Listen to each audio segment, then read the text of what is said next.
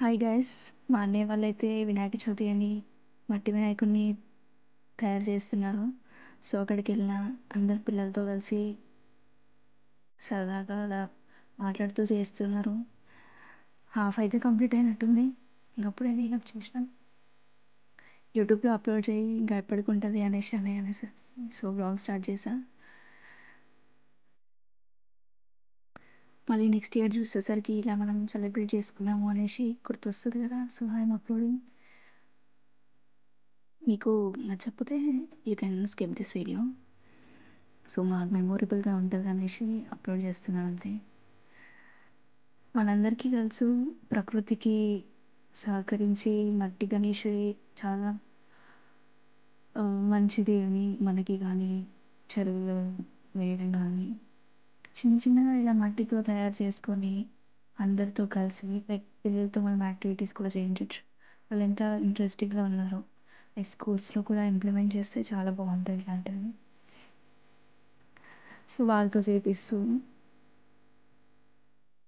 మనం ముందు స్టార్ట్ చేయాలి. అది ఎలా వస్తుంది, మనకు వస్తుందా రాదా అని కాదు. లైక్ మనం ముందు స్టార్ట్ చేస్తే మనం ఇష్టంతో చేస్తాం కాబట్టి అది ఎలా అయినా బాగుంటుంది, భక్తితో ఇష్టంతో. మా అన్నయ్య వాళ్ళైతే ఇలా లింగం పైన గణేశుడిని ఇచ్చినట్టు తీసుకున్నాను, ట్రై చేస్తున్నారు. ఫోన్లో టిప్స్ కూడా తీసుకున్నారు.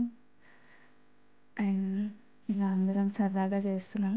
ఇక్కడ ఒక చిన్న వినాయకుడిని రెడీ చేస్తుంది. ఆల్మోస్ట్ వచ్చేసింది, ఇంకొంచెం లైట్గా ఉంది. ఎంత బాగుందో డిజైనింగ్. ఇక మనం సింపుల్గా చేసుకోవచ్చుగా, ఇంత ముద్దుగా చిన్నగా.